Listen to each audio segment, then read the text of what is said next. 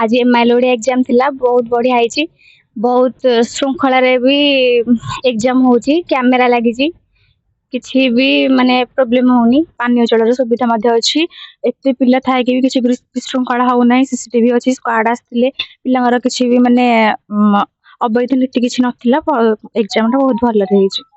+2 science arts commerce vocational परीक्षा सुरुखुरु परिचालित होउची एवं गोदावरीश ईएमएच 163 हब अंडर रे 7टी कॉलेज आम अधीन रही।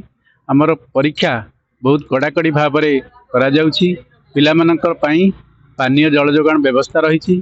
ता सहित आमर प्रत्येक रूम रे आमर सीसीटीवी कैमेरा व्यवस्था रही एवं आमर हब क्वेश्चन सुरक्षित भाव में रही पुलिस कर्मचारी सब नियोजित होती। 24 घंटिया कड़ा पहरा चली। ता सहित हब भितर आमर एआई कैमेरा मध्य रही।